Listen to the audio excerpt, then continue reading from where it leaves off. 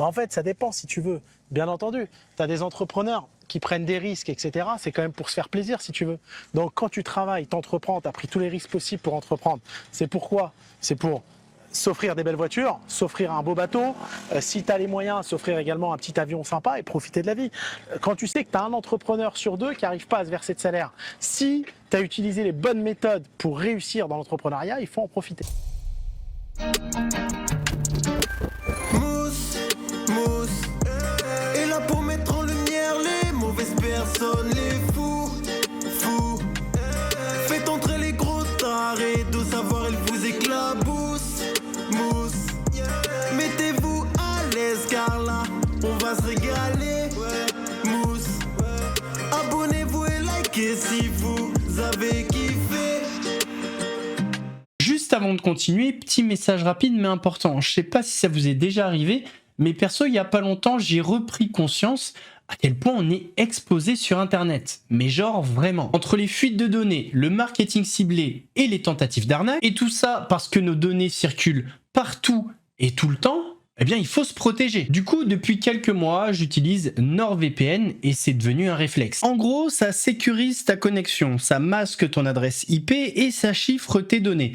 T'es beaucoup plus tranquille quand tu navigues et les sites que tu visites collectent moins d'informations sur toi et ta navigation. Et ils ont même un système qui vérifie si tes données, comme tes identifiants ou tes mots de passe, ont leak sur le dark web. Ça, c'est flippant, mais c'est vachement utile. Ce qui est cool aussi avec NordVPN, c'est que tu peux changer de pays en un seul clic. Typiquement pour débloquer certains contenus ou juste naviguer comme si t'étais ailleurs. Tu mets ton VPN dans le pays de ton choix et le tour est joué. Par exemple, t'as pas Canal pour regarder la Formule 1. Tu mets ton VPN en Belgique et hop, la magie opère, à toi les grands prix. Et le truc hyper pratique, c'est que tu peux utiliser NordVPN sur 10 appareils simultanément. Alors, si vous voulez tester, vous passez par le lien que je vais vous mettre en description et en commentaire épinglé. Et grâce à cela, vous avez 4 mois offerts sur l'abonnement de 2 ans. Grosso modo, ça vous revient à moins de 3 € par mois. Ça coûte vraiment rien pour protéger ses données, avoir accès à tout le catalogue Netflix, et pouvoir mater des compétitions de sport qui sont pas dispo en France. Bien évidemment, rien n'est définitif. Vous avez 30 jours satisfaits ou remboursés pour tester. Allez, j'ai passé assez de temps à essayer de vous protéger. On reprend la vidéo. Olé, messieurs, dames. Ça doit sûrement vous surprendre. Mais oui, je marche. Il y en a, ils doivent se dire, mais je ne comprends pas pourquoi il dit ça. Les habitués savent. Ouais, à l'époque, on s'était un petit peu attrapé avec Pascal Thierry. Il avait dit que j'étais handicapé, que je ne pouvais pas marcher. Bon, on sait toujours pas pourquoi il a dit ça. Si, je peux marcher et je peux même sauter. Olé. Alors, messieurs, dames, aujourd'hui, on va parler d'Hakim Benotman. Pourquoi on va parler de lui? Eh bien, parce qu'il y a de la nouveauté, vous le savez. Je suis une chaîne d'information, d'actualité. Et aussi parce qu'il a parlé de moi, voilà. Comment il m'a qualifié déjà? Une personne qui plie des cartons dans une usine. Ouais, c'est pas des cartons que je plie. En général, sur ma chaîne, c'est plutôt des menteurs. Mais du coup, vous avez été nombreuses et nombreux à me dire, fais-nous une analyse de son dernier podcast. Et c'est ce qu'on va faire, apparemment. D'après ce qu'on dit, il y a beaucoup de bêtises. Donc on va regarder ça, mais il y a aussi un autre point que j'aimerais aborder avec vous. M6 est en train de tourner un reportage sur lui. Je participe au reportage. C'était quand mardi, j'ai reçu les équipes d'M6 chez moi. Bon bref, je vous en parlerai plus tard. On fera sûrement une vidéo réaction à ce reportage. Et à la suite de ça, il y a un extrait qui a beaucoup fait parler sur internet. C'est un extrait où on voit Hakim Benotman sur un bateau avec une personne. Alors je savais pas du tout qui était cette personne.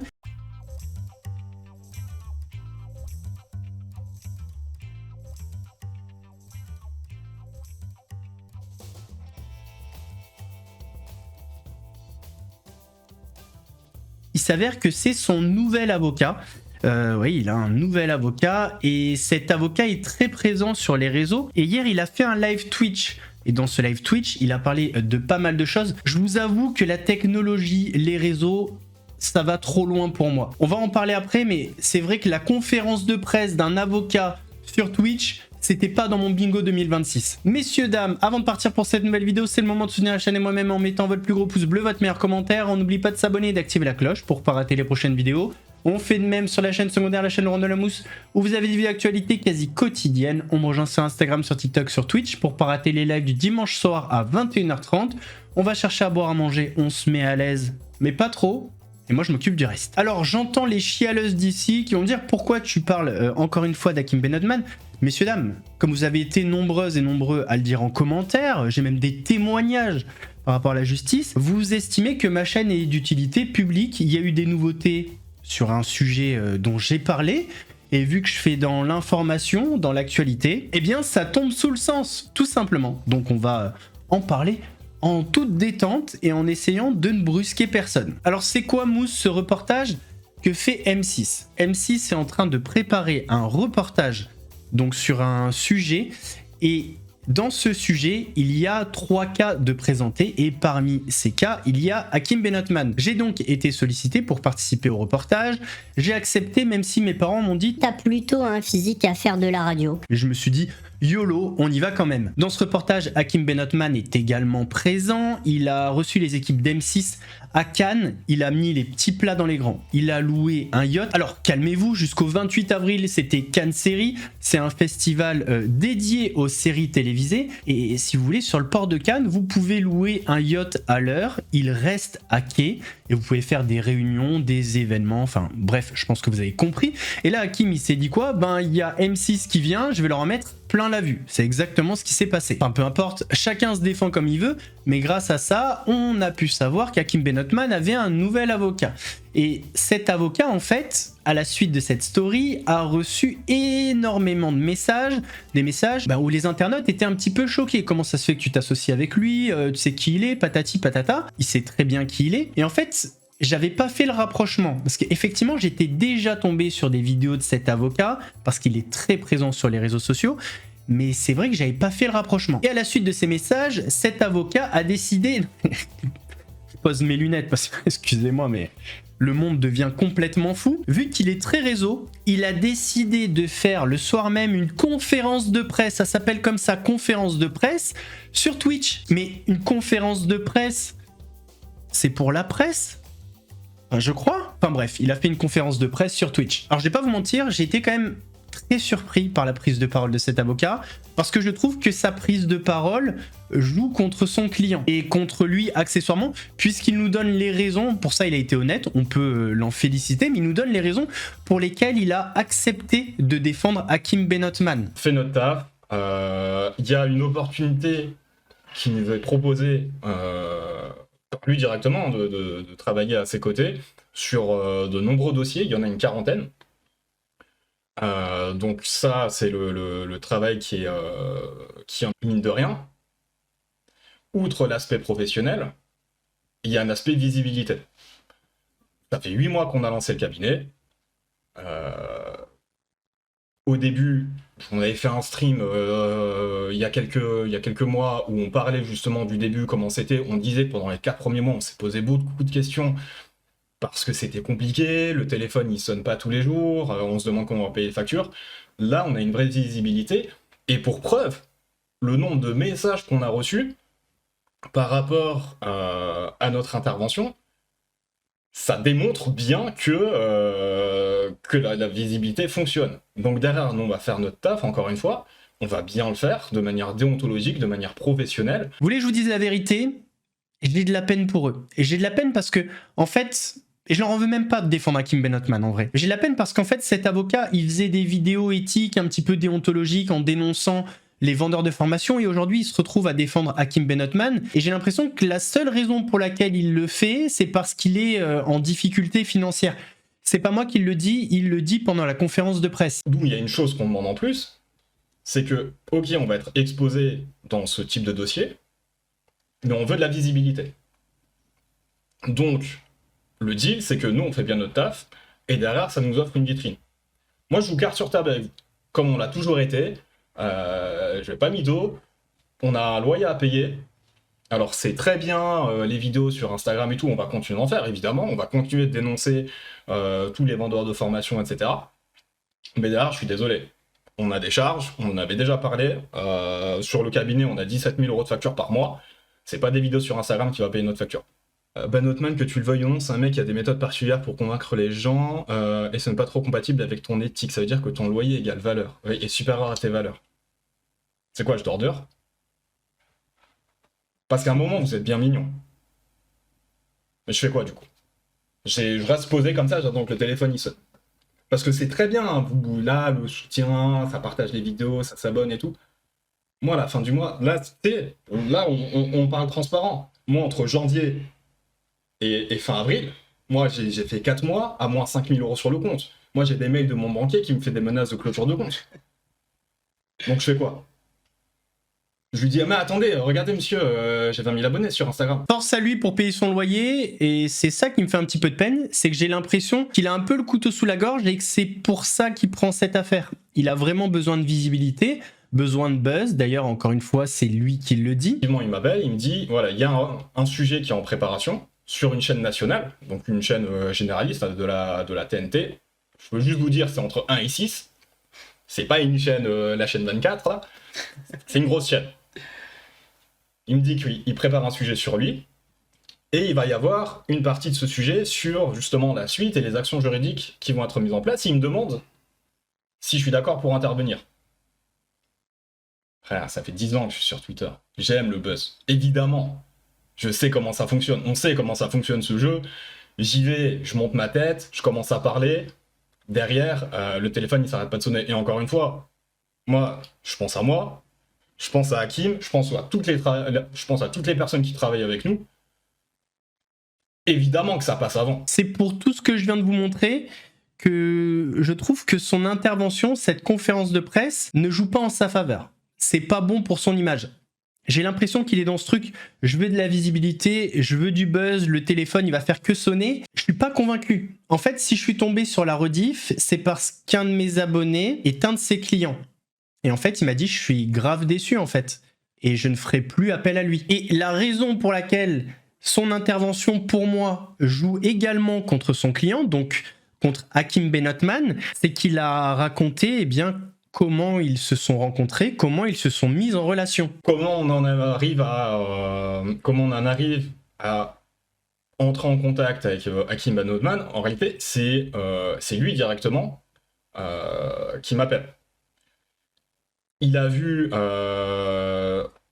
en fait, vraiment pour situer les choses dans le contexte, c'est sa chargée de direction qui m'appelle en me disant qu'ils ont vu notamment la vidéo qu'on a fait sur Jérém Stark et sur TikTok, et que lui-même veut procéder de la même manière, c'est-à-dire commencer à attaquer en diffamation, en injure, en cyberharcèlement toutes les personnes qui font des vidéos sur lui, etc. Et c'est là que ça coince, c'est là que ça va pas. Alors nous on connaît pas forcément le droit, quoi qu'on a des notions maintenant forcément.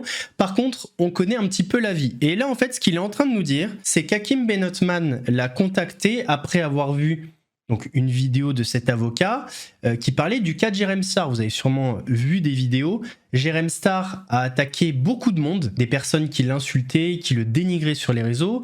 Et il dit avoir gagné pas mal de procès et du coup pas mal d'argent. Mais la question que je me pose, moi, c'est pourquoi un multimillionnaire qui a connaissance du succès qu'a eu Jérém Star dans ses procès pour harcèlement, diffamation, insultes, etc., contacterait un autre cabinet d'avocats que le cabinet d'avocats de Jérém Star. Bah, c'est vrai, quand vous y réfléchissez, Jérém Star se vante d'avoir gagné 180 000 €, je crois, sur les réseaux, grâce à ses avocats. Pourquoi tu contactes pas son cabinet d'avocats directement? Pourquoi tu viens contacter un avocat qui a 3 ans de barreau, je crois, à la suite d'une vidéo sur Instagram sur le sujet de Jérém Star? Ça n'a aucun sens. Enfin, je suis désolé, quand t'as les moyens, tu prends les meilleurs avocats.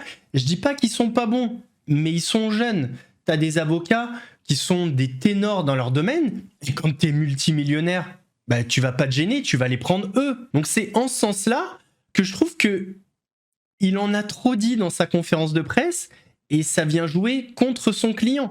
Rien que ces déclarations, pour moi, elles viennent nuire à la réputation d'Hakim Benotman. Ensuite, dans la vidéo, il parle de rémunération à 6 chiffres impossible à refuser. Personnellement, j'y crois pas du tout. Rien que déjà, s'ils sont payés, ils feraient partie d'un cercle très fermé. Rémunération à 6 chiffres, ça serait genre Hakim va leur vendre l'hypothèse d'un cas un petit peu comme Magali Berda et Booba, c'est-à-dire une saisie conservatoire, et donc un pourcentage sur résultat. Il n'y a que comme ça qu'on peut arriver à un montant à 6 chiffres. À mon avis, c'est ça, mais bon, bref, ça reste qu'une hypothèse. Mais globalement, ce qu'ils vont faire, c'est que l'avocat que vous voyez avec le t-shirt noir va s'occuper de la partie droit des affaires, et l'avocat avec le t-shirt blanc va s'occuper de tout l'aspect diffamation, harcèlement, injures, etc. Et d'ailleurs, ils étaient hyper confiants par rapport à ça. Et ils ont le droit, et en même temps, ils vont pas dire l'inverse en plein stream. En pleine conférence de presse. Par contre, il y a 2 choses qui m'ont dérangé dans leurs propos et dans leurs affirmations. C'est il n'y a aucune action en justice contre Hakim Benotman. C'est totalement faux, mais vraiment totalement. C'est pas parce qu'ils ne sont pas au courant qu'il n'y a pas d'action. Déjà, premier point. J'en dirai pas plus, mais sur le sujet, je pense que je suis mieux renseigné qu'eux à ce niveau-là. Alors pas sur le droit en général, mais sur les actions à l'encontre d'Hakim Benotman. On va dire que j'ai un temps d'avance. Et la deuxième chose, c'est de dire qu'Hakim Benotman n'a jamais été condamné. Mais c'est totalement faux. En fait, ça dépend de quoi on parle. Si on parle d'escroquerie, etc., effectivement, il n'a jamais été condamné pour escroquerie. Peut-être il y aura une action en justice sur ce motif-là. Enfin, j'en sais rien, peu importe. On verra dans le futur.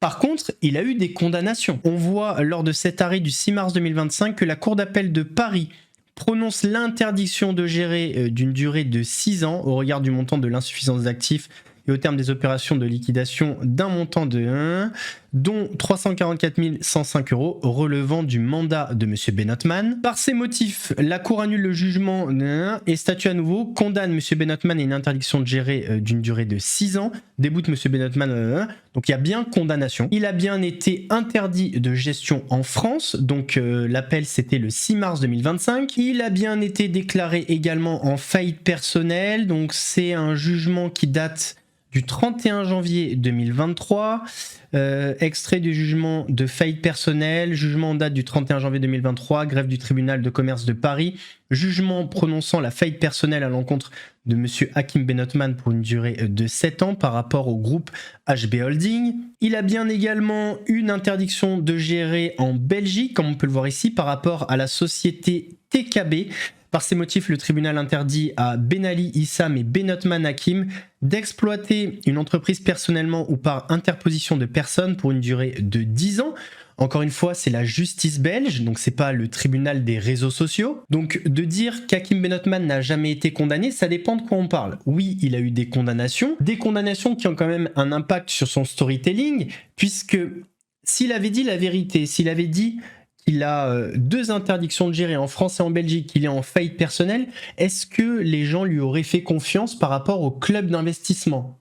Ça, j'en suis pas sûr. Enfin, j'en suis même certain, évidemment que non. Donc voilà pour ces nouveaux avocats, force à eux, il n'y a rien contre eux, rien contre le fait qu'ils défendent Hakim Benotman, on se croisera peut-être dans l'avenir s'il y a des actions en justice contre moi. Je vais pas me cacher non plus. Je vais redire ce que j'ai toujours dit. Pour moi, Hakim Benotman n'a jamais vendu son groupe Nabab Kebab pour 117 millions d'euros.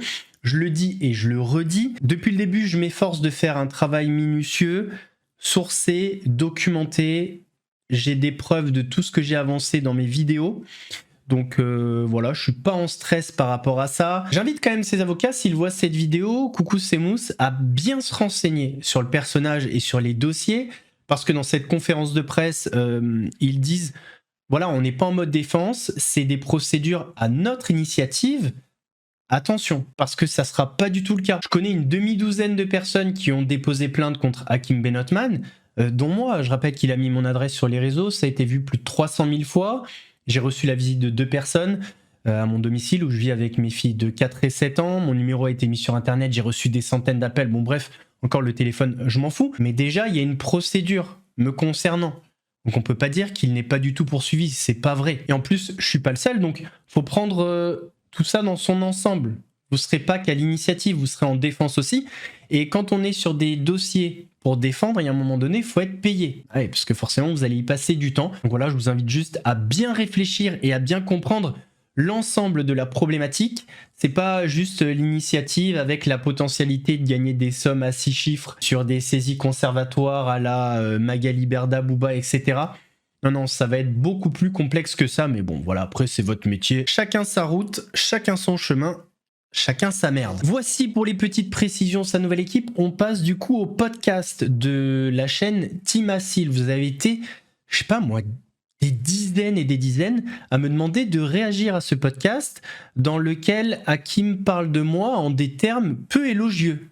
Là, je suis assez surpris. Non, je rigole. Je m'en doutais. On va se regarder ça ensemble parce qu'apparemment, il y a beaucoup de bêtises. Allez, c'est parti pour le pestacle. Quand moi je faisais ces émissions en 2008, les gens qui me critiquent aujourd'hui étaient encore sous couche. Ils se font de la pub. 2008, j'avais 20 ans. Ça faisait un petit moment que j'avais arrêté les couches. Genre 6 mois. Mais je pense qu'il parle d'Anthony Bourbon. Sur mon nom, parce que j'ai tellement fait de buzz qu'ils se font de la pub. Tout ce que je peux t'assurer ici aujourd'hui, c'est que les SDF qui ont parlé de moi, ces gens-là qui ont essayé de nuire à ma réputation, redeviendront SDF. Je suis pas un influenceur, moi je suis un homme d'affaires. C'est très important de le redire, ça. Sympathique. Il y a tellement... en fait, l'intro, elle est bien faite. On va en parler après, je pense, mais déjà, buzz...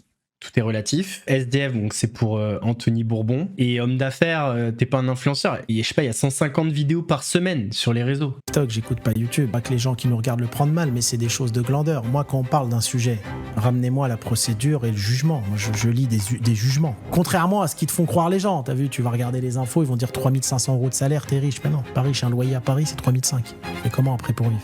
Déjeuner ou dîner avec les Yakuza? Qu'est-ce qu'il y a de surprenant? C'est possible. C'est peut-être trop loin de nous et qu'on se dit c'est pas possible, qu'est-ce qu'il raconte? Je pense que c'est surtout trop loin des gens qui sont sur les réseaux sociaux. Tous ces abrutis. S'il vous plaît, allez en procès, c'est tout ce que j'attends. Je vous attends tous. Je leur dis, c'est tous des merdes. On va être patient, on va attendre. Tu te calmes, Hakim. Ça y est, il a câblé, lui. Il a un nouvel avocat, il se permet d'insulter tout le monde. C'est peut-être un chargé de com qu'il faudra embaucher. Parce que je les lâcherai pas. Dans le club que tu fais, tu dis que tu n'as rien gagné. J'ai rien gagné sur les droits d'entrée. Zéro. Ils servent à quoi? Tu dis toujours qu'il y a des documents, il y a des preuves. Ouais. Et finalement, ces preuves, on les voit pas. Est-ce que t'as pas le droit de les montrer? Ou est-ce que tu les montres uniquement à la justice? Comment veux-tu que je me mette à un niveau intellectuel de personnes qui sont à l'étape, ils plient des cartons dans des usines et ils font des vidéos pour combler leur fin de mois. Mais on n'est pas dans le même niveau, ils peuvent pas comprendre. Alors je vais vous montrer une petite vidéo que j'avais postée sur la chaîne secondaire pour voir un petit peu le niveau intellectuel d'Hakim Benotman. Tu achètes un terrain d'1 hectare à 1 million, tu revends, je sais pas, 10 parcelles à 300 000 la parcelle, tu fais 3 millions, 2 millions de plus-value, ça va prendre quoi maximum un an?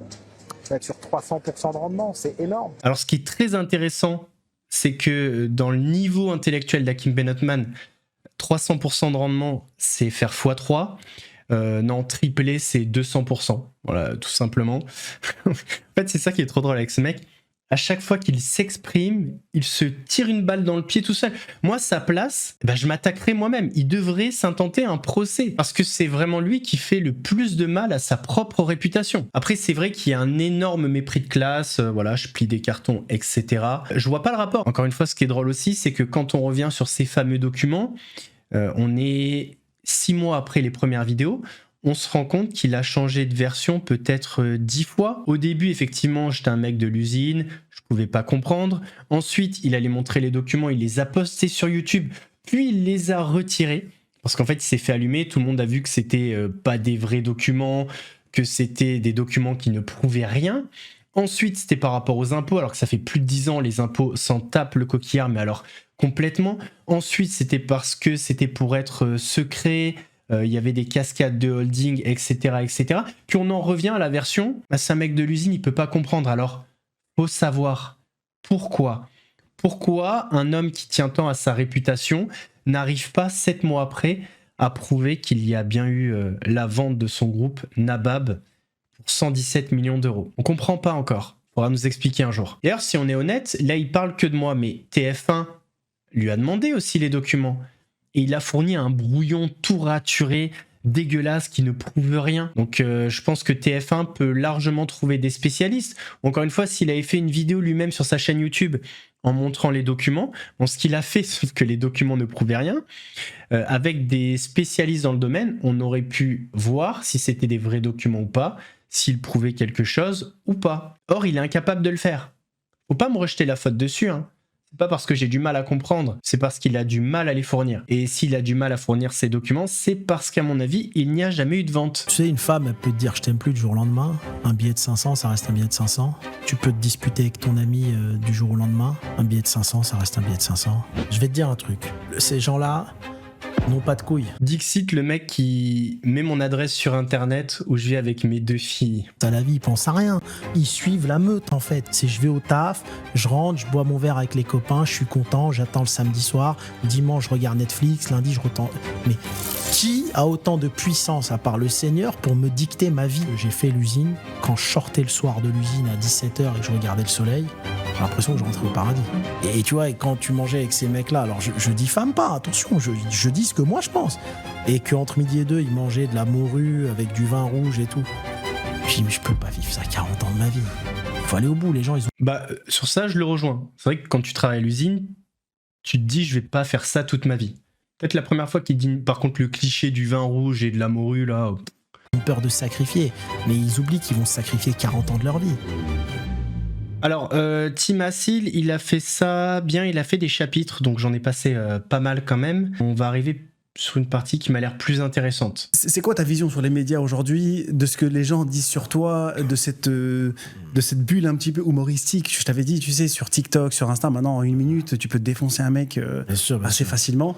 Et c'est vrai qu'on a parlé de ton histoire au Maroc. T'avais dit dans une vidéo... En fait, c'est des vidéos courtes sur lesquelles on tombe, où t'es en face cam, tu dis, actuellement, on est sur... j'ai 800 ou 900 maisons au Maroc, où j'avais vu un truc où tu parlais d'un rendement de 900%. Bien sûr. Avec voilà. C'est des trucs, ça nous paraît trop loin, trop surréaliste, mais quelle est ta vision là-dessus sur les médias, ton évolution via les médias et aujourd'hui, ce qui se passe sur les réseaux? Alors, 2 choses ici. Avant même Patron Incognito, moi j'avais fait Zone Interdite en 2008. C'est vrai. Ça fait 20 ans. Avec Mélissa Theriot, etc. Avant Zone Interdite, j'avais fait encore d'autres émissions. Enquête et révélation, investigation, plein d'émissions. En tout, j'avais fait 25 émissions. Donc déjà, quand moi je faisais ces émissions en 2008, les gens qui me critiquent aujourd'hui étaient encore sous couche. Ils portaient encore des couches. Tu comprends? Donc ils peuvent pas connaître. Alors franchement, les trucs enquête et révélation, etc., j'aimerais bien voir les liens. Si des gens ont les liens, je suis preneur. Parce que je vois pas du tout de quelle émission il parle. On a l'impression, quand il dit ça, qu'il y a des médias qui ont enquêté sur lui. Donc, ma foi. Mon passé. Aussi. Ils peuvent pas le connaître. On n'est pas de la même génération. J'ai démarré très jeune. La deuxième chose, tu te feras toujours critiquer par des gens qui ont rien fait de leur vie. Il faut le comprendre. Quelqu'un qui est plus riche que moi, qui a mieux réussi ou qui est intellectuellement plus élevé que moi, va pas me critiquer. Moi, je critique jamais les gens. En fait, c'est toujours pareil. Déjà, qu'est-ce qu'on met derrière le mot critique? Est-ce que révéler la vérité sur une histoire, c'est faire une critique? Non. Jamais critiqué sa coupe de cheveux, sa tenue ou quoi que ce soit. Les vidéos, elles étaient là pour dire « Attention, cet homme vous parle d'une histoire qui n'a jamais existé. » Franchement, c'est absolument pas une critique. D'ailleurs, sur cette dernière phrase, je ne critique jamais les gens. On est le 30 avril. Aujourd'hui, il a posté une vidéo où il critique Laurent Fernandez, un autre entrepreneur qui apparaît beaucoup sur les réseaux sociaux. Alors la question qu'on me pose, qui est Pascal Fernandez, qui se fait passer sur les réseaux sociaux pour Laurent Fernandez. D'ailleurs, quand il est à l'hôpital, il avait un bracelet, il suffit de voir la photo et vous voyez qui a marqué Pascal Fernandez dessus. Il faut savoir que j'ai fait un podcast avec ce monsieur que j'ai refusé de diffuser parce que mon équipe juridique et mes avocats m'ont dit de ne pas le diffuser. Parce que ce monsieur a été condamné à faire de la prison pour escroquerie à la personne. Alors il n'a pas escroqué l'État ou autre chose, il a escroqué des personnes. Et quand on a fait ce podcast, j'ai encore les enregistrements où il me disait, moi je suis sur les réseaux pour me refaire, je vais trouver des personnes crédules, vulnérables pour me refaire. Bon bref, voilà, il ne critique jamais personne. D'ailleurs, je regarde jamais ce que les gens font parce que ça ne m'intéresse pas. J'ai pas le temps de regarder ce que les gens font. Il regarde jamais ce que les gens font, c'est pour ça que par mail, il avait dit donc à certains de ses collaborateurs qu'il voulait faire comme le Blast Club. Mais à part ça, il regarde pas ce que font les gens. Non, non. Troisième chose, je suis rentré sur les réseaux grâce à l'invitation de Wissem, qui m'avait invité dans des podcasts. Je connaissais rien à cet écosystème. Moi, je viens du business, du vrai business. Je connaissais rien à cet écosystème.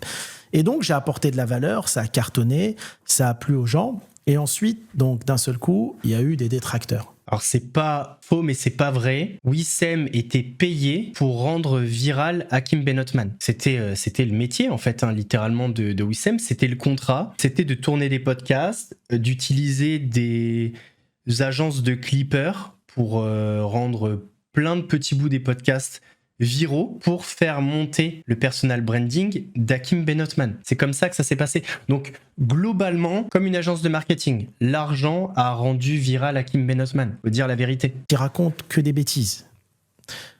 L'inconvénient des réseaux. Il y a un avantage dans les réseaux, c'est que tu peux promouvoir tes affaires, tes business, etc. L'inconvénient, c'est que n'importe quel abruti peut dire n'importe quoi sur n'importe qui. Il a le droit. Tu peux demain faire une vidéo. Comme n'importe quel abruti peut s'inventer une vie et faire croire aux gens que c'est vrai. Et en fait, moi, j'ai pas compris les réseaux, mais souvent, ils font ça. Les vrais abrutis, c'est pas les gens qui disent des bêtises sur toi, c'est les gens qui les regardent. Parce que celui qui dit des bêtises, son seul objectif, c'est de faire des vues pour avoir un complément de salaire à la fin du mois. C'est son seul objectif. Même s'ils font croire aux gens, attention, c'est un escroc, c'est ceci, c'est cela. Ils sensibilisent. Ils sensibilisent. C'est pas vrai. Pour toi, c'est pas vrai. Non, mais c'est pas vrai du tout. Oui, ce qui est paradoxal, en fait, c'est que lui, quand il parle de certains entrepreneurs, quand il s'est attaqué à Anthony Bourbon, quand il s'est attaqué, la petite vidéo que je vous ai montrée avant, à Laurent Fernandez, lui, c'est pour sensibiliser. Mais quand c'est les autres, c'est pour gagner de l'argent. C'est fou quand même. Hein. Souvent, c'est des personnes très vicieuses, très manipulatrices. Ils sensibilisent personne. Ce qu'ils veulent, c'est faire des vues pour gagner un peu d'argent parce qu'ils sont tous en galère. La réalité, elle est là. Donc ensuite, ces gens-là, qu'est-ce que tu veux faire? Ils sont là, ils parlent, ils se font de la pub sur mon nom parce que j'ai tellement fait de buzz qu'ils se font de la pub. Bon, c'est vrai que les vidéos qui parlent de toi, elles font des vues. Ils font des vues, donc ça leur fait monter leur chaîne TikTok. Alors, excusez-moi, on peut juste vérifier si cette vidéo précisément, elle a fait des vues? Juste pour voir, hein, parce que t'as tellement de buzz apparemment. On va juste vérifier un truc. Alors, la vidéo, elle a fait 25 000 vues en 4 jours. T'as beaucoup moins de buzz que tu le penses. Ah, d'ailleurs, j'ai oublié le pouce rouge pour l'inviter. Moi, si tu veux, j'ai été victime d'une campagne de dénigrement orchestrée avec un patron de cette campagne de dénigrement. Ce patron est un concurrent, parce que j'ai fait un business club et ça ne lui a pas plu. D'accord ? Et donc, je suis passé sur 7 à 8 et j'ai tout envoyé par mail. Ça, c'est peut-être le point le plus risible. Parce qu'en fait, en disant ça, il laisse sous-entendre que je suis un employé d'Anthony Bourbon. À la journaliste qui s'appelle Julie. Sauf que dans mon passage de 7 à 8, elle a mis en avant l'autre personne et pas moi, et elle n'a rien mis en avant de ce qu'on a dit durant 1h30 de discussion. Est-ce que tu parles des échos? Les échos et 7 à 8, les deux. Ok, les deux. Et donc, moi, heureusement, quand je passe avec des journalistes, j'enregistre tout. Tout était enregistré. La discussion, d'accord? Pour donner à mes avocats. Et donc, ensuite, on s'est rendu compte que cette journaliste était une amie du concurrent. Et tout ça, j'ai envie de te dire, tous ces youtubeurs, tiktokers, etc., c'est entre les mains de la justice. Moi, j'ai 5 avocats qui travaillent dessus. C'est entre les mains de la justice. Déjà, c'est normal si sur TF1, ils ont tourné pendant 1h30 et s'il a apparu très peu. M6, j'ai fait presque 2 heures de tournage et je vais apparaître peut-être 5 minutes. C'est comme ça que ça se passe. Quand t'es à la télé, que t'as la chance de faire fermer la bouche à tout le monde concernant la vente de Nabab, si tu saisis pas l'opportunité, t'as pas le droit de t'en prendre à TF1. Tu peux t'en prendre qu'à toi-même. T'avais l'opportunité de montrer des documents. T'as montré des documents qui ne prouvent absolument rien, tu peux t'en prendre qu'à toi. Là, encore une fois, il nous sort une saucisse concernant les avocats. Il dit qu'il a 5 avocats, c'est entre les mains de mes 5 avocats. Pourtant, on a une conférence de presse hier où il y a 2 nouveaux avocats qui nous disent qu'ils s'occupent de tous les dossiers d'Hakim. Alors, le podcast, il était un petit peu avant, la sortie, c'était il y a 4 jours, et le tournage, c'était encore avant ça. On comprend plus rien. Voilà, encore une fois, manque de cohérence. C'est que les SDF qui ont parlé de moi, en disant derrière mon nom, parce que moi, mon nom, ça fait 20 ans que j'ai ma réputation.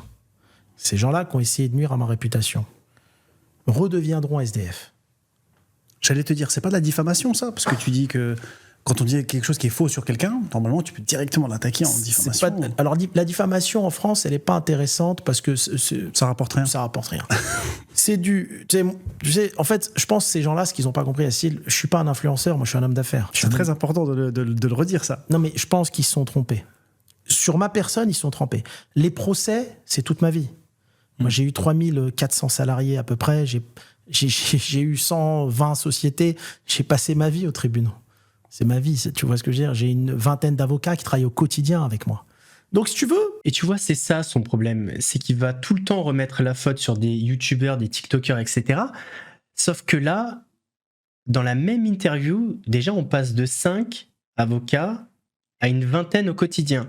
Et puis hier, on a une conférence de presse où il y a 2 avocats qui ont été contactés par Hakim Benotman à la suite d'une vidéo Instagram faite sur Jérém Star pour devenir ses nouveaux avocats et reprendre tous les dossiers. Vous voyez, c'est ça qui est problématique. C'est cette capacité à remettre la faute sur les autres alors qu'en fait, il se tacle tout seul, quoi. Il a besoin de personne. Je pense que ces personnes se sont trompées de cible. Tout ce que je peux te dire, et tu t'en souviendras, et c'est vraiment, je te regarde dans les yeux entre hommes, les SDF qui ont parlé sur moi, qui ont mis derrière mon nom le mot escroc ou mytho, retourneront SDF. Et les gens qui ont parlé sur moi, qui ont dit escroc ou mytho sans aucun fondement juridique, sans aucune condamnation, perdront tout. Je t'assure que je rigolerai pas avec eux. Aucun d'entre eux. Tu sais, t'as un autre abruti. Alors, je comprends même pas, moi, ces types-là. Les gens, en plus, carrément, ils font passer ça en dérision religieuse. Tu vois les mecs, j'ai vu des TikTokers avec une petite barbe comme ça, qui toute leur vie parlent de moi. C'est-à-dire, le mec, il rentre chez lui, il voit sa femme, il parle que de moi. Donc, son fonds de commerce, c'est moi. J'étais au Maroc il y a quelques jours exprès. J'étais voir le procureur. Toutes les personnes qui ont nui à mon image, si j'ai estimé avec mes avocats que ça portait préjudice à mon image et que financièrement, ça impacte mes autres business, parce que je te mens pas qu'à cause de ça, j'ai des investisseurs, sur des dossiers, on parle de 20-30 millions, qui disent Hakim, on va faire reculons parce que sur Internet, il y a ça. Donc ça m'impacte. Bah oui, Ça impacte des business. bien sûr. Toutes ces personnes-là paieront. Qu'ils soient au Maroc, qu'ils soient à Dubaï, où ils veulent, on saisira leurs biens, on saisira leur compte bancaire, on saisira tout à hauteur du dommage et du préjudice subi. Ça y est, il s'emballe de nouveau. Faut savoir que personne ne saisit à part la justice. Donc là, faut pas trop s'emballer. Tu n'es pas le bras armé de la justice. Calme-toi, Batman. Batman, si je puis me permettre. Là, je reviendrai te voir pour refaire un podcast et je t'expliquerai ce qu'on a pris et combien ça a coûté à chaque personne qui a ouvert sa bouche sans fondement. Tu n'as pas le droit de dire en France, ce monsieur est un escroc s'il n'a pas de condamnation judiciaire. C'est le travail de la justice. C'est pas le travail d'un abruti qui connaît rien à la vie. C'est présenté très simplement. Je pense qu'il parle notamment de diffamation. Alors, il faut déjà remettre dans le contexte que la diffamation, c'est 3 mois. Ensuite, il y a des moyens de se défendre. La bonne foi, si vous apportez la preuve à un juge que c'est une enquête sérieuse, je sais pas, par exemple, vous avez une 50aine de témoignages d'adhérents d'un business club, il va voir qu'il y a de la consistance. Et c'est pas dit que vous soyez condamné pour diffamation. Enfin, peu importe. De toute façon, ça sert à rien de batailler sur des trucs comme ça. Là où je suis d'accord avec Hakim Benotman, c'est que c'est à la justice de décider. Par contre, faut pas trop s'avancer. Voilà. Tu fais partie d'une bataille. C'est pas toi qui vas trancher, c'est pas toi le juge. Dans le cas de Magali Berda, je connais pas cette femme. Alors voilà. Alors déjà, je connais pas cette femme. Évidemment que tu connais cette femme parce que quand on était au téléphone, déjà tu m'avais cité son nom. C'était il y a 5 mois. Tout le monde connaît Magali Berda. Faut arrêter de faire. Je connais pas cette femme. Déjà, c'est magnifique. En fait, c'est ça que je disais à M6. C'est qu'en fait, il ment sur des détails dont tout le monde se fout. Ça n'a aucun intérêt de dire que tu connais pas Magali Berda. Aucun. On sait que tu la connais. Tu l'as déjà citée à de nombreuses reprises. J'ai pas envie de la connaître. Je sais pas ce qu'elle a fait, ce qu'elle a pas fait. Tout ce que je sais, c'est que judiciairement aujourd'hui, les gens qui ont mal parlé d'elle ont des saisies conservatoires sur des sommes très importantes. Et Scoop, les amis. c'est la vérité. Ouais. Et qui vont peut-être protocoler, donc ils vont peut-être pas payer 40 millions. C'est des saisies conservatoires sur des sommes à venir. Peut-être qu'ils vont trouver un accord à 20 millions. Mais chaque préjudice d'image subi par une personne, son fondement juridique, a un coût. Et il faut que ces personnes-là soient prêtes à payer. Parce que moi, ils peuvent être où ils veulent. Ils peuvent avoir leurs biens à Dubaï, en Chine, où ils veulent. On fera des exéquatures dans tous les sens. On a dû mettre des détectives privés pour aller fouiller sur les actifs de chaque personne. Ça prend du temps. Je te parle en toute transparence. Ça va être presque 1,5 million d'euros de frais d'avocat et de justice. Oh là là. Fallait oser dire ça. Hein. Il y a plusieurs choses qui diffèrent. C'est absolument pas les mêmes affaires. Le premier point, c'est que Magali Berda, elle accuse Booba d'avoir cyberharcelé et menacé les marques qui travaillaient avec elle afin qu'elles rompent leur collaboration. La deuxième chose, c'est que Magali Berda est en capacité d'évaluer les pertes. On se rappelle que le club d'investissement d'Hakim, il est en Angleterre.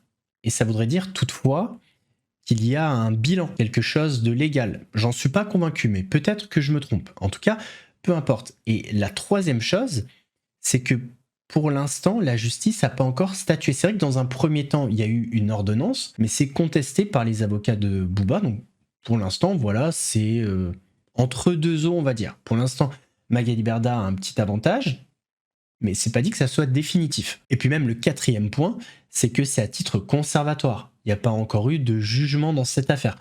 Donc pour l'instant, voilà, on en sait un. Mais de toute façon, c'était sûr qu'Hakim Benotman allait partir sur ce volet-là. En fait, il a vu en l'affaire Magali Berda Booba une opportunité de se faire beaucoup d'argent, tout simplement. Et d'ailleurs, je tiens juste à préciser que Magali Berda, elle a sauté sur cette occasion, bon déjà pour se faire Booba, mais aussi parce qu'elle est dans une situation financière extrêmement compliquée. Elle doit de l'argent à pas mal de monde, dont aux impôts, et elle sort tout juste d'un redressement judiciaire. Donc, si elle n'a pas cet argent, ça risque d'être compliqué pour elle. Donc c'est vrai que ça vient contraster un peu avec bien la situation financière extrêmement aisée d'Hakim Benotman, qui est multimillionnaire. Et c'est pas le cas de Magali Berda. Est-ce que tu payes en compte d'entreprise, de ta poche? Comment ça se passe? Je paye de ma poche. Ok. Parce que c'est Déjà, un faut les problème avoir. personnel. Deuxièmement, j'ai lancé donc 18 procédures. Contre moi, il n'y a aucune procédure. Donc aujourd'hui, il n'y a personne qui a porté plainte contre toi. Non. Et j'aimerais bien qu'il le fasse. J'aimerais bien. Tous ces abrutis, j'aimerais. Même le collectif AVI, tu connais ça? Non. C'est un collectif de bourricots complets. Si le collectif AVI m'entend, portez plainte contre moi. Parce que moi, j'ai porté plainte contre vous. Et j'ai demandé que ce collectif n'existe plus, parce que c'est le collectif de l'absurde. Je pense qu'ils m'ont pris peut-être pour Marc Blatta ou Dylan Thierry. C'est le collectif de l'absurde. D'accord? Moi, je ferai en sorte que ce collectif soit dissous. D'accord? Et que les personnes à la... En fait, c'est Dieu, en fait. Je croyais que c'était Hakim Benotman, mais non, c'est Dieu. Voilà, il a tous les pouvoirs. À la direction de ce collectif soient condamnés. Parce que ces gens-là ont fait de la diffamation, du cyberharcèlement à mon égard. Donc, allez en procès parce que moi, c'est entamé. Après, le temps de la justice n'est pas celui de TikTok. C'est sûr. Quand tu lances des procédures, ça met quelques mois, voire des années. Mais tout est en cours. Justement, tu as donné des noms, Marc Blatta, Dylan Thierry, je pourrais même te parler de Maya Magena, mais enfin toute cette clique-là qui était un peu chapeautée par Magali Berda, Ouais. et que le rappeur Booba avait commencé à leur rentrer dedans, tout ce qui était arnaque au CPF, tout ça. Là, tu me dis qu'il y a des procédures, et c'est vrai qu'il y a des rumeurs qui sont sorties par rapport à Booba, comme quoi il aurait des saisies sur C'est vrai. de 20 ou 30 millions, je sais plus. C'est pas des rumeurs, c'est vrai. Je connais bien les avocats. Ok, bah lui, il a dit que non. Donc, Ah, il connaît bien les avocats. De Booba, donc, hein, j'imagine. Je crois que j'ai un contact. Ben, je vais me renseigner, tiens. on sait pas, en fait. C'est, nous, on est dans le flou. Donc toi, vrai. tu dis que c'est vrai. Tu sais, Ok. moi, j'écoute pas les gens. J'écoute pas TikTok, j'écoute pas YouTube. Ça c'est des trucs. C'est pour ça que je te demande. Ça, c'est des choses. Il faut pas que les gens qui nous regardent le prennent mal, mais c'est des choses de glandeur. Moi, quand on parle d'un sujet, ramenez-moi la procédure et le jugement. Moi, je lis des jugements. Je lis pas, tu vois ce que je veux dire, je regarde pas les réseaux. Les réseaux, tu sais que sur TikTok, 90%. En fait, ce que je comprends pas, c'est si TikTok c'est un truc de glandeur, pourquoi tu postes 10 vidéos par semaine? Pourquoi c'était ton réseau social préféré pour ton personal branding? des choses sont fausses. Tout ce qu'on voit, c'est des conneries. Tu vois? Moi, ma mère qui adore TikTok, la fois, elle me regarde un truc, elle me dit, t'as vu, il y a un mec qui a traversé l'océan en 3 minutes. Je dis, ah bon. Je t'ai vu ça où? Elle me dit, bah, c'est écrit sur TikTok. Je dis, à un moment donné, ils vont dire que la Terre est plate, tu vas me dire que la Terre est plate. Tu vois? Donc, je regarde pas. Autant Booba, j'adore en tant que rappeur. C'est quelqu'un, personnellement, quand j'étais jeune, quand j'ai créé mes business, qui nous a donné vraiment de la force. Parce que t'écoutes du son, tu sais, quand tu crées ton business et tout. Très, très bon rappeur, un des meilleurs rappeurs français. Autant je pense qu'il s'occupe de choses qui ne le regardent pas et qui peuvent lui causer des préjudices importants. Tu vois, si Magali Berda est une escroc ou pas, c'est à la justice d'en décider, pas un rappeur. Parce que la justice, elle a les pièces des deux côtés. C'est pas on dit, il n'y a pas de on dit. Et pourtant, la justice c'est un peu tranché parce qu'il y a quand même eu une... Alors, elle a pas dit Magali Berda est une escroc, mais par contre, il y a une loi influenceur. Parce qu'on a estimé que c'était un nouveau métier, etc., mal encadré, mais dans le fond, la loi, elle est pas là pour rien. Faut des pièces, faut lire. Donc la différence, elle est là. Mais tu comprends que l'opinion publique, quand on parle d'arnaque au CPF, on parle de trucs, et les gens normaux, entre guillemets, ils sont salariés, ils bossent, ils ont un CPF, et derrière, tu as des influenceuses ou autres qui proposent des formations de maquillage, de ce genre de trucs, financés par le CPF. Entre guillemets, c'est embêtant, quoi. Parce que... Mais on leur a pas dit à ces gens-là d'acheter des formations. Ils sont pas obligés. Oui. Tu sais, c'est pas, Ça, c'est vrai. c'est pas plus une arnaque que quelqu'un qui achète un sac à 20 000 euros qui a coûté au fabricant 200 euros. Mais il acquiesce, lui. Mais l'argument, il est éclaté au sol. Tu peux pas acquiescer, là. Hein. Il y a un moment donné, bonhomme, voilà, on va pas lui faire des caresses non plus. Ça n'a rien à voir. Absolument rien à voir. T'achètes un sac pour la marque, pour plein de choses, pour l'utilité, enfin, peu importe. Une formation, il y a une promesse derrière. Celle d'apprendre quelque chose, de devenir riche, enfin, rien à voir. Parce que le marketing est bien fait. Ouais, là-dessus, je suis d'accord avec toi. Pourquoi ils vont pas s'attaquer au groupe LVMH Non, mais c'est vrai. Ouais. Hein, c'est pas plus une arnaque que quand tu bois un café au bout de la rue, il coûte 2 euros, et que tu vas dans un Là, Sid, il a acquiescé, il est parti dans ses exemples. café, il coûte 20 euros parce que il y a ceci, cela, tu vois. Maintenant, Si tu les payes, tu les payes. Hein. tu les payes, c'est aux personnes De se responsabiliser. de travailler intelligemment, enfin de réfléchir intelligemment, de façon pragmatique, en se disant, lui, il vend une formation.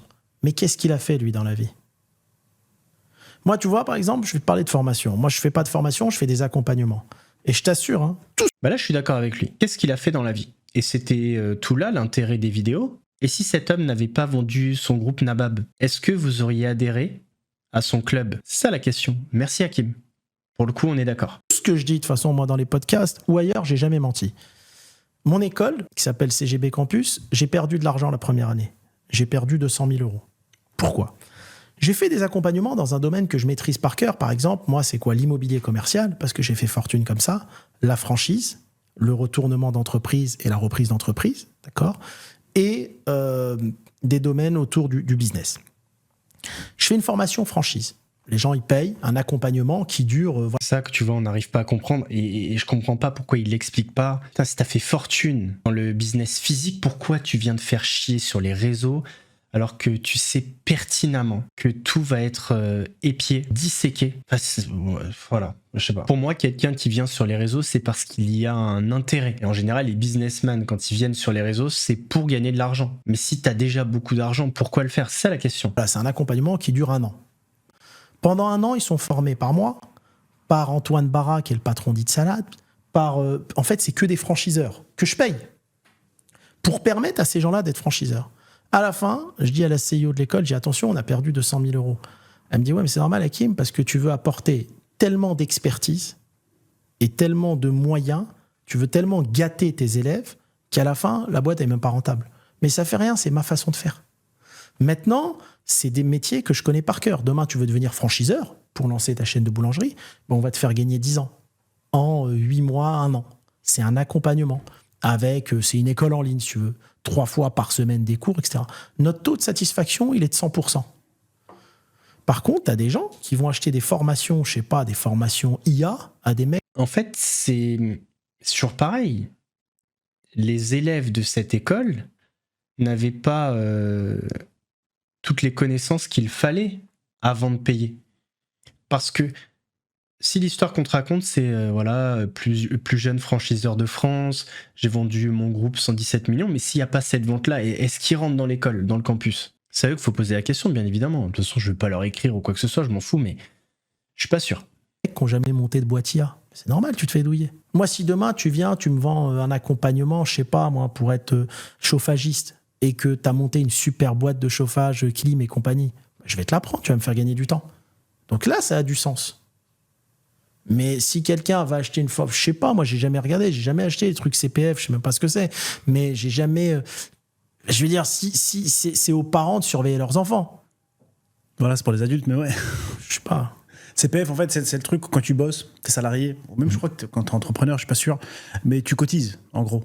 Oui, Tu cotises, au bout d'un moment, t'as une petite enveloppe, 1002, 1003, 2000, ça peut, je sais plus jusqu'à combien ça peut monter, et tu peux utiliser cet argent pour te former à quelque chose. C'est là où ça me ramène à ma question sur l'idée de liberté financière. Tu disais que les gens, faut pas qu'ils achètent, mais ils cherchent, beaucoup de gens de mon entourage, ou que je vois, ceux qui m'écrivent en DM sur Insta et tout, ils cherchent absolument à faire un business pour sortir du salariat déjà. Et c'est là où les mecs comme Yomi Denzel ou autres qui vendent des formations toutes prêtes, je sais plus ce que ça coûte, je crois 1003, 1006, je sais plus. Mais tu reçois un PDF. C'est pas comme toi, c'est pas une école. Ouais. La tienne, je connais pas. Ouais. Mais en tout cas, celle de Yomi, par exemple, je l'ai eu entre les mains. Et quand j'ai regardé le truc, moi, ça me paraissait pas bon. Parce que pour moi, c'était un truc fait, c'est générique. Je te donne un truc, c'est comme ça qu'on lance à e-commerce. Et puis démerde-toi avec ça, quoi. Et donc le mec, il a dépensé 1600 balles parce qu'ils sont à la recherche. C'est pas, bien sûr qu'on les responsabilise, mais ils cherchent cette liberté financière. Bien sûr. Que tout le monde cherche. Au final, parce qu'il y a... Il le sait, Hakim, c'est un de ses mots préférés. Et il l'utilisait en permanence dans ses vidéos promo. Tu sais, quand tu dis à quelqu'un, bah tu sais, ce midi, j'ai déjeuné à Milan, le matin, j'ai pris mon petit-déj à Paris, et le soir, je vais dîner à Marrakech, les gens peuvent pas comprendre. Tu sais, la plupart des gens, ils mettent déjà 1 an à organiser leurs vacances. Comment tu veux qu'ils comprennent des types qui sont tous les jours dans un pays différent? Ils ont du mal à comprendre. Mais en fait, n'importe qui arrive à comprendre que certaines personnes sont chaque jour dans un pays différent. Mais en fait, il y a des gens qui doutent que toi, tu puisses le faire. C'est pas la même chose. Pourquoi un homme qui fait un pays par jour, qui est multimillionnaire, va chercher sa nouvelle équipe d'avocats sur des vidéos Instagram, par exemple? C'est pourquoi un homme qui est multimillionnaire va se mettre sur un réseau débile qui est TikTok. C'est lui qui le dit, hein, c'est pas moi. Un réseau de glandeurs. Non, on comprend pas. Comprend pas. C'est le commun des mortels comprend pas ces vies-là. Pourtant, crois-moi, il y a beaucoup de gens qui vivent comme ça. Et qu'est-ce qui te motive, toi, alors aujourd'hui, avec... t'as fait de l'argent, t'as des réussites, aujourd'hui, t'as un club d'investissement. À quoi il sert ce club? C'est-à-dire que toi, aujourd'hui, c'est quoi ton objectif? Parce qu'en vrai, tu pourrais arrêter. Puisque tu m'as dit tout à l'heure qu'en général, les gens qui gagnent de l'argent, ils se tournent plus vers la spiritualité, vers autre chose, vers comprendre le monde, etc. Alors, toi, t'as fait un club d'investissement. Oui, alors moi, concernant le club, c'est très simple. Concernant le club, c'est un club qui permet à des entrepreneurs ou à des futurs entrepreneurs d'apprendre le business. D'accord? On leur donne des conseils. T'as vu, aujourd'hui, tu veux entreprendre, il va falloir que tu aies un éventail d'avocats fiscalistes, de comptables, de gens qui vont donner des conseils. Ces gens-là coûtent cher, surtout si tu es dans des techniques un peu complexes. Donc tout ça, chez nous, c'est gratuit. Il y a des lives toutes les semaines avec des conseils, ils peuvent poser les questions qu'ils veulent et on peut faire intervenir toutes les personnes dont les membres ont besoin. D'accord? On rappelle que quand les membres sont rentrés, c'est justement ça qui a posé problème, parce que c'est les membres qui le disent, hein. Les intervenants étaient éclatés au sol, nuls, aucune valeur. Je reprends leurs propos. Donc, et c'était pas gratuit, il y avait des droits d'entrée. Dans le club, il y a des événements. Et il y a du réseautage, ils font du business entre eux, les membres. Et il y a surtout le fait que les autres membres du club peuvent investir dans ton projet. Toi, demain, tu as un projet, par exemple, et on fait beaucoup d'immobilier, nous. Mais ça peut être une société, etc. Si elle tient la route, hein. Tu as un projet, tu as besoin de 5 millions pour ton projet. Et ben, tu vas le présenter aux autres membres du club qui peuvent investir dans ton projet. Et à partir de là, il y a une répartition des bénéfices de ton projet. Donc, c'est un club qui te permet d'apprendre le business, qui te permet de faire du réseautage, d'être entouré et qui te permet de trouver les investisseurs au sein du club qui sont eux-mêmes les membres du club. Tu vois, par exemple, là, on a un sujet sur Marbella. Donc, pareil, on a trouvé des investisseurs au sein du club. On a été chercher de la dette bancaire à côté parce que le projet est assez important. Et on a un rendement qui est exceptionnel. On a un projet au Portugal avec un rendement qui est énorme, de 900%. Justement, ça aussi, les gens, ils t'ont critiqué. Ouais, ça, c'était un gros sujet ces derniers temps. Grosso modo, il a dit qu'il a acheté des hectares au Portugal. Il a fait des parcelles, de ce que j'ai compris, de la revente, bref. Et grosso modo, il fait un x10. Et il s'est beaucoup fait tailler sur les réseaux par rapport à ça. Mais c'est normal, c'est trop loin pour eux. C'est comme les gens disent qu'on n'est pas dans SpaceX. On est actionnaire dans SpaceX. Je t'assure qu'on est actionnaire dans SpaceX. Et on est là, on rentre même dans OpenAI. Donc, je te dis, les gens, moi, je les laisse parler. 900%, c'est énorme, Hakim, non? Parce que dans l'immobilier, tu m'as dit tout à l'heure, moi, j'avais bossé un petit peu dans l'immobilier. Quand ça tapait du 5-6, les gens étaient contents. Oui. En action, tu sais, dans toutes les plateformes où on peut acheter des actions, quand tu as des ETF, des trucs à 10, 12, t'es hyper content. Et toi, tu viens avec 900%. Là, les gens, ils se disent, c'est quoi ça? C'est immense, c'est sûr. Alors, je vais te donner un exemple. Et après l'exemple de Portugal. Quand à Marrakech, aujourd'hui, on va parler du cas aujourd'hui, hein, pas d'il y a 10 ans. Tu achètes un terrain à 800 000 euros, un hectare, ok? Et que tu le découpes en 10 parcelles.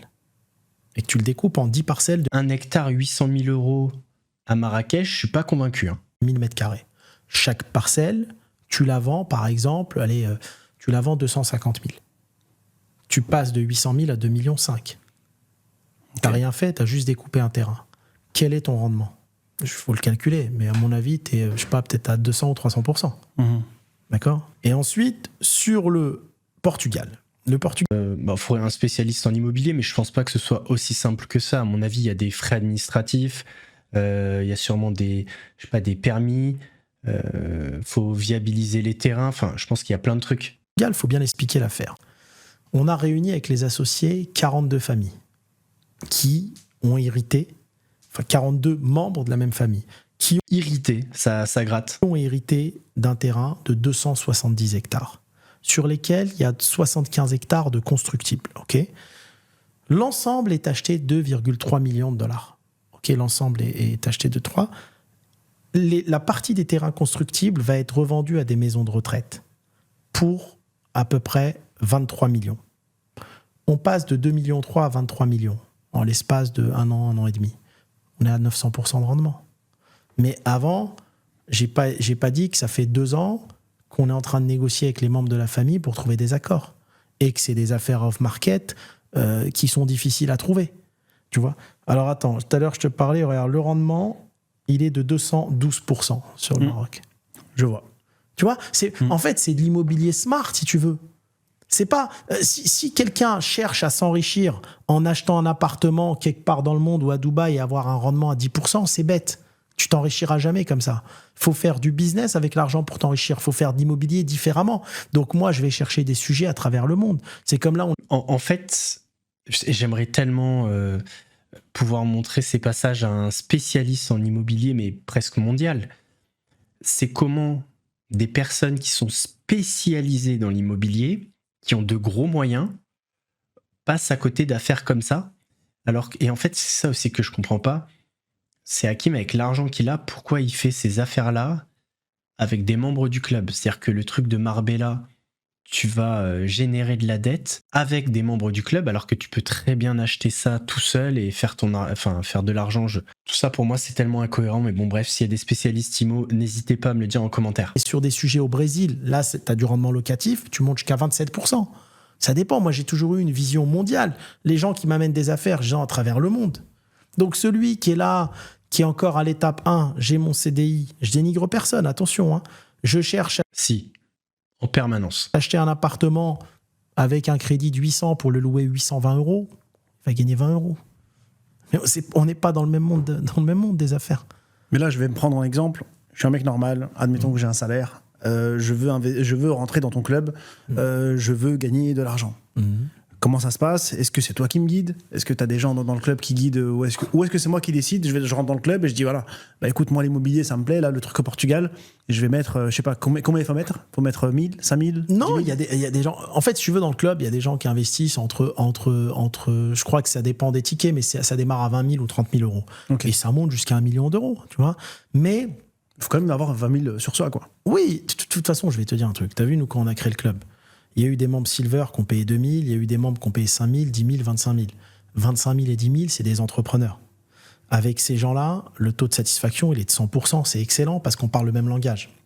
Par contre, le type qui a payé 2 000, qui a cru qu'en payant 2 000, il allait devenir millionnaire 15 jours après, ça n'existe pas. Ça n'existe pas. Donc, si tu veux, là, maintenant, tu vois, le club, on a changé. La première adhésion, elle commence à 5 500 €. Ok, donc là, les trucs à 1000, 2000, ça existe plus. C'est fini. Parce qu'en fait, 1000, 2000... t'as affaire à des acheteurs de formation, à des acheteurs de rêve. T'as affaire, je dis ça en toute sincérité, t'as affaire au type... Après, sur ça, il n'a pas forcément tort. Il y a trop de gens qui pensent qu'on peut devenir riche très rapidement sur les réseaux. Maintenant, est-ce qu'en face, il n'y a pas des gens qui entretiennent ça ? Des salariés qui se disent, tiens, je vais acheter une formation à 2000 ou je vais acheter une adhésion à un club à 2000, je vais être millionnaire après-demain. Ça n'existe pas. Quand tu rentres dans un club, tu rentres dans un apprentissage, on te donne de la technique business. Donc déjà, il faut que tu sois dans le business, sinon ça te sert à... Mais il grossit trop le trait de personnes. Pas toutes les personnes qui rentrent dans le club se disent je vais devenir millionnaire dans 15 jours. Par contre, le club avait fait des promesses aux adhérents, des promesses qui n'ont pas été tenues. Rien. Si je vais te parler de holding, si je vais te parler de réinvestissement, si je vais te parler de management, enfin de trucs très techniques, d'accord, d'exit tax, etc., faut que ça soit des sujets dont tu aies besoin. Tu n'as pas besoin de ça parce que dans ton quotidien, tu t'en sers pas, tu n'as aucune utilité de rentrer dans le club. Et après, derrière, il y a de l'investissement. Et il y a également du business que font les clubs entre eux, les membres entre eux. Par exemple, on a quelqu'un qui est à Metz qui vend des cuisines. Bah, il a vendu pour 420 000 euros de cuisine à d'autres membres du club. Ils font du business puisqu'il y a des événements de rencontre en permanence. Et ils peuvent investir à nos côtés dans des sujets très intéressants. Je se répète et la vérité reste cachée. Moi, je suis un mec, j'ai les valeurs à l'ancienne. C'est pour ça, collectif AVI, je le dis chez toi, tous ces abrutis, s'il vous plaît, allez en procès, c'est tout ce que j'attends. Je vous attends tous. Je leur dis, c'est tous des merdes. Tu comprends ? Tu sais pourquoi je dis ça ? Je vais t'expliquer. Valeur à l'ancienne. Excusez-moi, je reviens sur le truc. T'as mis mon adresse sur les réseaux. Valeur à l'ancienne, c'est tu viens en bas de la maison. Mais bon, pour ça, faut être un petit peu courageux. Et à mon avis, le retour se serait mal passé. Il y a un truc qui ment pas dans la vie, c'est les contrats et les relevés bancaires. Moi, ce club, Yacine, j'ai rien gagné. Dans le club que tu fais, tu dis que tu n'as rien gagné. J'ai rien gagné sur les droits d'entrée. 0. Ils servent à quoi alors ? En fait, on est rentré dans un système, t'as vu, de réseaux sociaux. Moi, comme je t'ai dit, j'étais invité par Wissem. D'accord ? Je le dis là en toute transparence, parce que t'es quelqu'un de transparent, je vais être transparent. Wissem, avec les équipes marketing, ont pris 20% du chiffre d'affaires. Jean, qui est celui qui a organisé le challenge, a pris 50%. J'ai les contrats. Hein.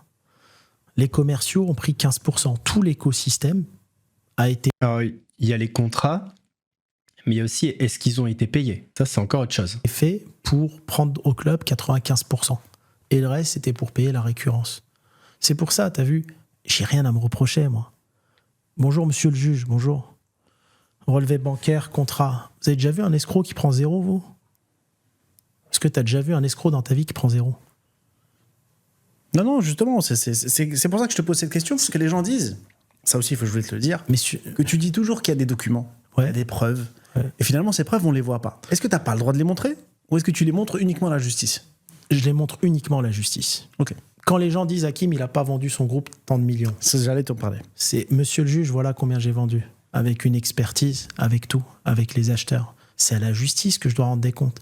Je ne dois pas rendre des comptes à des tocards. Sinon, à quel niveau ? Mais alors, ça pourrait être entendable si tu n'avais pas changé de version. Parce qu'il a dit qu'il allait montrer tous les documents. Il les a montrés. Enfin, il a montré des documents qui, soi-disant, devaient faire taire tout le monde. Sauf qu'en fait, ça faisait taire personne, au contraire, et il les a enlevés. C'est là qu'on voit que ça tient pas du tout. Et là, d'un coup, c'est à la justice, mais soyons honnêtes. Dans quel contexte Hakim serait obligé de montrer ses preuves à la justice ? Vous savez très bien que ça n'arrivera jamais. Je me mets... Déjà, j'ai fait une bêtise une fois d'avoir répondu à un haters. Est-ce que tu imagines ? Il n'y a pas de sous-homme, il n'y a pas de sous-métier, Yacine. Mais comment veux-tu que je me mette à un niveau intellectuel ? Attends, il vient de redire, il n'y a pas de sous-homme, il n'y a pas de sous-métier ? Je l'ai déjà dit 10 fois. Il n'y a pas de sous-homme, il n'y a pas de saut-métier. Je croyais que tu avais un niveau intellectuel au-dessus. De personnes qui sont à l'étape, ils plient des cartons dans des usines et ils font des vidéos pour combler leur fin de mois. Je dénigre personne, mais on n'est pas dans le même niveau. Ils ne peuvent pas comprendre. La seule chose qu'ils comprendront, ces gens-là, c'est quand il y aura des saisies conservatoires sur leur compte, quand ils devront payer de leur salaire toute leur vie et qui seront interdits de YouTube. Sauf ça, c'est un peu long, c'est la justice. Je pourrais te montrer. Moi, je te montre tous les docs. Tu peux même les mettre dans ton podcast. Je peux te montrer tous les contrats, je peux te montrer tout. En fait, je me suis retrouvé dans un écosystème où tu as des gens tellement bêtes qu'ils ont cru que moi, Kim Benotman, j'avais besoin d'un business club pour gagner de l'argent. Le seul qui gagne de l'argent avec son business club, c'est Anthony Bourbon. Parce qu'avant ça, il n'a jamais gagné d'argent. Donc, lui, ses adhésions et les frais qu'il a mis, ça lui a permis de gagner d'argent. Moi, j'ai jamais gagné d'argent avec mon business club. C'est pourquoi ? Parce que j'ai pas besoin d'argent. J'en ai pas besoin, moi. Ça fait 22 ans que je suis dans les affaires, j'ai pas besoin. Ça a changé quoi à ma vie ? 4 ou 5 ou 6 millions en plus. Et après, qui font ces choses contre moi ? T'as un autre type qui s'appelle Benjamin Charles. Lui, je le connais pas. À qui j'ai porté plainte. Qui, de vrai nom, s'appelle Benjamin Lemaire. Pédophile, condamné plusieurs fois, il a fait 2 ans de prison, qui se fait passer pour un journaliste. Même pas un journaliste, hein. Le mec, c'est un youtubeur, c'est un mec du marketing. On est dans un monde où les pédophiles condamnés se permettent de parler, ou un concurrent condamné pour contrefaçon se permet de parler, et que les haters, bêtement, qui sont je le dis un peu vulgairement, mais qui sont un peu les petites salles de celui qui est concurrent. Waouh! Il me traite de salope. Ok. J'ai tellement aucun lien avec Anthony Bourbon à la base. Aujourd'hui, bien évidemment qu'on échange. Je suis transparent avec vous. Mais à la base, j'ai tellement aucun lien avec lui que je ne saurais répondre de ça. En fait, il faut juste se poser un truc. Imaginons Anthony Bourbon, il a envie de nuire au club d'Hakim Benotman. Pourquoi il utiliserait un YouTuber qui n'est absolument pas dans le domaine? Si vraiment il voulait nuire à Hakim Benotman, il utiliserait un YouTuber finance. Moi, j'ai jamais parlé de Business Club avant. J'en suis arrivé au Business Club par hasard, en fait, en faisant ma petite enquête. C'est tout. En réalité, se permettre de parler. Mais tous ces gens-là iront parler devant des juges. Moi, j'ai rien à Les petites salopes, c'est les mecs qui mettent les adresses sur les réseaux et qui n'ont pas les couilles de venir en bas. Comme des bonhommes. Ça, c'est les petites salopes. me reprocher. Et ce qui m'a même un peu déçu, c'est Wissem, avec qui je faisais des podcasts. J'ai apporté beaucoup de valeur dans ces podcasts. Et à la fin, il fait une vidéo sur moi où il met un peu tête de mort. Je sais pas ce qu'il a fait là sur une vidéo. Ben, on va dire la vérité aussi, puisqu'il fait partie de ceux qui ont pris l'argent. Je suis à l'opposé de ce que les gens disent. Quand ce business club a démarré, écoute-moi bien comment ça s'est passé. On a eu seulement 3 demandes de remboursement. Ça peut arriver. Tu as une période de rétractation. C'est comme si moi, on fait un business club et toi, tu prends 90%. Quelqu'un veut un remboursement de 10 000 euros. Bah, je te dis, il faut rendre les 9 000. Nous, on rend 1 000. Toi, tu rends les 9 000 puisque tu les as pris. Et là, plus de son, plus d'image. Il dit, ah non, moi, j'ai pris l'argent, je rends rien. Mais les mails, je les ai. Les courriers d'avocat, je les ai. Les relevés bancaires, je les ai. Les contrats avec tous ces gens-là, je les ai. C'est pour ça que je t'ai dit, je suis pressé que tous ces abrutis... Il dit un peu n'importe quoi. Tu payes des gens pour une prestation. C'est-à-dire, si tu as des équipes marketing et que tu leur dis, bah, ça va être, je sais pas, 20% du chiffre d'affaires, à partir du moment où ils ont fait le marketing et que la prestation, elle est finie, ça les regarde pas si derrière, il y a du remboursement ou pas. Eux, ils sont là pour ramener du monde. Si le problème... c'est le contenu, la valeur que n'apporte pas le club, ils n'ont pas à rembourser, ça n'a aucun sens ce qu'il dit. Aille au tribunal parce que je lâcherai personne d'entre eux. J'ai assigné tout le monde. Les haters, les Wissem, tout le monde. Et moi, quand j'assigne, c'est pas... Non, c'est assignation à l'international. Par dossier, on peut monter jusqu'à 40 000 euros. C'est saisie... Assignation à l'international, faut doser. Hein. Faut vraiment doser, là. C'est trop. Conservatoire, on te prend tes biens et t'iras t'expliquer devant la justice après. On bloque d'abord tes biens, tout ce que t'as. Et après, si on a subi un préjudice, tu rembourses. Parce qu'il faut rembourser, ils ont pris l'argent. Et les membres, t'as des membres qui sont des suiveurs, qui comprennent rien, qui ont demandé les remboursements. Mais 3-4 au début, après, il y a eu... ils sont gangrénés entre eux. On sait qui est derrière tout ça. C'est le reportage que j'ai vu. C'est le reportage que j'ai vu des Échos. Effectivement, en fait, c'est un mec qui est youtubeur, mais il est en même temps expert comptable. Ouais. Donc forcément, quand lui fait une analyse de tes transactions et tout, et qu'il trouve des incohérences, la journaliste met tout ça ensemble. Je sais plus le truc, mais c'est un mec qui est expert comptable et il a une chaîne YouTube. Il fait les deux et il est dans ce reportage qui a quasiment, je crois, 500 000 vues. Donc c'est vrai que ça te porte préjudice. Mais comment il peut dire j'ai pas vu alors que littéralement dans la même vidéo, il dit 7 à 8 et les Échos c'est pareil. Et il avait fait des stories en parlant des Échos. C'est ce que je vous dis. Pourquoi mentir sur des détails comme ça? Tu l'as très bien vu, le reportage des Échos. Il voit tout. C'est parce que c'est des gens qui sont considérés comme experts. Le mec est expert comptable, ça, il n'y a pas de doute. Et il y a beaucoup de Français, beaucoup de gens sur YouTube qui sont très sensibles au scam, escroquerie, et dans l'investissement en ligne, dans les formations dont je t'ai parlé. Moi, j'en ai fait aucun. T'en fais aucun. Pas de formation, pas d'investissement, rien. Donc c'est pour ça que j'incite personne à le faire. Si vous le faites, réfléchissez avant de le faire. Pesez bien le pour et le contre. Mais c'est vrai que les gens sont sensibles et immédiatement, quand il y a ton nom, il y a une embrouille avec Anthony Bourbon. Derrière, t'as plein de gars qui vendent des formations à tout va, hein. Mais il y a des mecs connus, forcément, qui vendent aussi des formations avec ce qui s'est passé avec les influenceurs, avec ce qui s'est passé avec tous les gens qui sont à Dubaï et qui vendent maintenant du trading, du copy trading, de ce genre de trucs. Ils vous mettent tous dans le même sac. Donc c'est pour ça que c'est difficile. Je suis pas à Dubaï. Je suis là. Je me cache pas. Ça, c'est vrai. D'accord. T'entends tout et n'importe quoi. T'as pas vu au début du Bad Buzz, Hakim n'a pas le droit de venir en France. Je suis en France. Hakim n'a pas le droit d'aller au Maroc. Je suis au Maroc il y a 3 jours. Mais les gens Personne n'a jamais dit qu'il ne pouvait pas aller en France. Il invente des trucs, lui, mais c'est hallucinant. sont complètement tarés. Les gens sont tarés. Alors maintenant, tu me parles d'un expert comptable youtubeur. Bon, déjà, pour trouver un bon expert comptable en France, ou même au Luxembourg, c'est très dur. C'est comme les avocats, hein, d'accord ? C'est très très dur. Deuxièmement, un expert comptable, je lui apprends son métier. Je lui apprends les organigrammes internationaux, je lui apprends tout. Un expert comptable, c'est quoi ? S'il te plaît, c'est quoi un expert comptable ? Je crois que sur le papier, c'est Bac plus 8, non ? Ouais, Bac plus 8, mais bon, il serait riche, il serait pas expert comptable. Tu sais, j'étais il y a quelques jours, pour un dossier à moi, à la gendarmerie. Ok ? Donc, il y avait des policiers. Quand ils ont vu mes organismes... Ah, alors, non, du coup, si t'étais à la gendarmerie, il y avait des gendarmes. Ça commence mal, l'histoire. Qui sont tout à fait honnêtes. Ils m'ont dit, mais comment vous savez faire tout ça ? Oh, punaise, de punaise. Mais c'est fatigant. On a vu des entrepreneurs qui avaient plus de 2 milliards de fortune qui n'ont pas des organigrammes aussi complexes. Je leur ai expliqué, parce que moi je suis transparent, j'ai rien à me reprocher, les impôts sont payés. Comment veux-tu qu'un expert comptable comprenne ? Un expert comptable a essayé de remonter les informations comme il a pu. Mais comment veux-tu remonter une information si les holdings sont étrangères ? S'il y a des filiales ? Si tu n'es pas président des entreprises, ils ont remonté une 50aine de points de vente, les seuls où j'ai été président. Mais tu avais plein de points de vente où j'étais pas président. C'était même pas franchisé. Plein de trucs, je suis pas obligé de présider toutes mes entreprises. Olivier Bertrand, qui a 1500 restos, tu connais le groupe Bertrand ? Il est président d'aucune société. Essaye de le remonter, tu remonteras rien.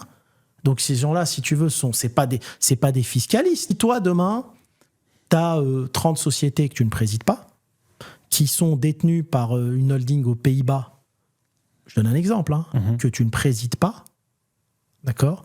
Et ta holding aux Pays-Bas a les actions détenues par une société au Nouveau-Mexique que tu ne présides pas. Comment je vais te remonter ?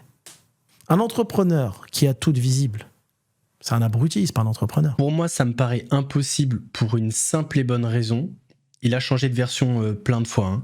Un coup, c'était le groupe, un coup, c'était des murs, un coup, c'était les deux, peu importe.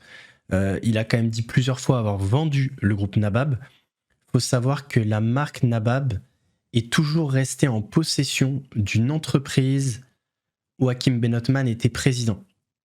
Donc, le coup des cascades de holding comme ça, pour moi, c'est impossible. Ce n'est que mon avis. Et d'ailleurs, c'est l'avis de toutes les personnes qui ont enquêté là-dessus. Qu'il est vulnérable à 1000%. Quand tu rentres dans le vrai monde des affaires, c'est pas comme ça. Il y a la réalité des affaires. Bernard Arnault, il n'est pas président. Pourquoi ils n'en parlent pas ? Essaye de remonter ces organigrammes. C'est trop complexe pour eux. Tape un jour sur Google organigramme Drahi. Il y a un journaliste qui a essayé de remonter.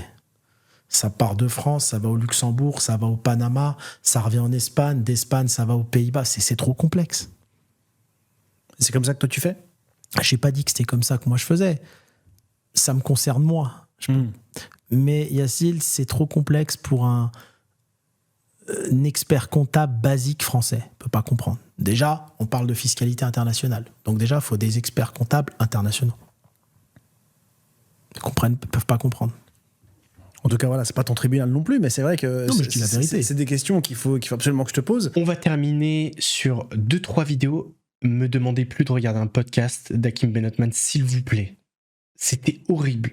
Horrible. Je comprends que la vidéo n'est que 26 000 vues.